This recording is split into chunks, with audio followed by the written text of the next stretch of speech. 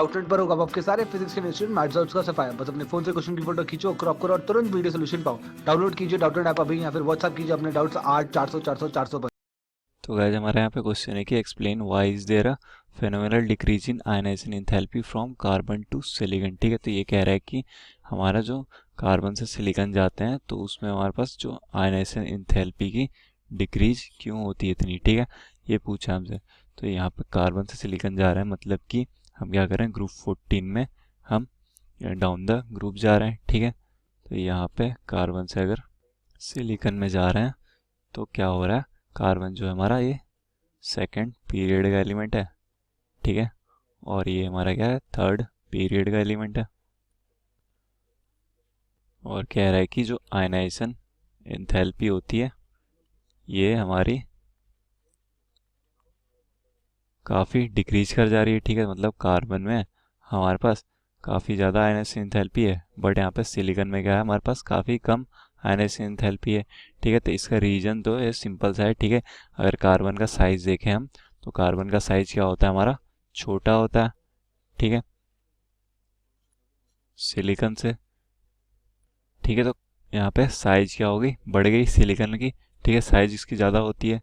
तो यहाँ पे आयनाइजेशन एंथैल्पी जो दिया हुआ है, आयनाइजेशन एंथैल्पी एक्चुअली होता क्या है, energy required to knock out the electron in outermost shell. ठीक है, तो जो आउटर मोस्ट सेल में इलेक्ट्रॉन है उसको हमें निकालना है एनर्जी दे के।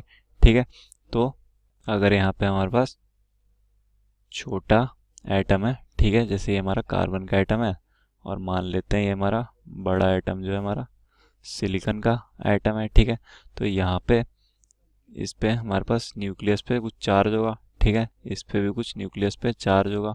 ठीक है, और यहाँ पे ये मान लेते हैं हमारा आउटर मोस्ट इलेक्ट्रॉन यहाँ पे है। ठीक है, तो यहाँ पे इन दोनों के बीच में क्या इंटरेक्शन ज़्यादा होगी, क्योंकि ये दोनों सामने हैं। ठीक है, तो ऑब्वियस सी बात है, तो इन दोनों का जो इंटरेक्शन होगा ये स्ट्रॉन्ग होगा।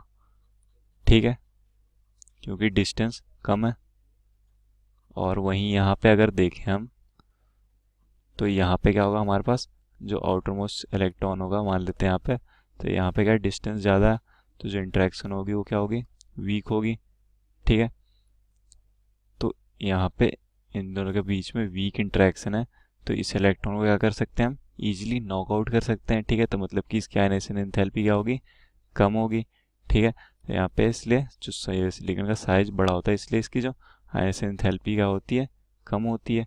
ठीक है, और एक और रीज़न होता है कि अगर हम डाउन द ग्रुप जाते हैं, ठीक है, तो यहाँ पे क्या होता है, अगर हमारे पास डाउन द ग्रुप जा रहे हैं तो नंबर ऑफ सेल्स भी इंक्रीज हो रहे हैं।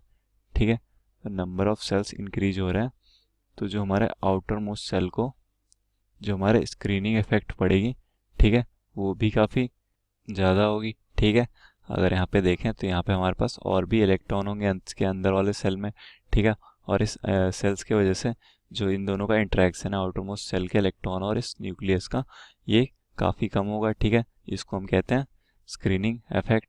ठीक है, और इस स्क्रीनिंग इफेक्ट की वजह से भी जो हमारा आयनाइजेशन एंथैल्पी होता है, ठीक है, डाउन द ग्रुप जाने पे काफ़ी ज़्यादा कम हो जाता है।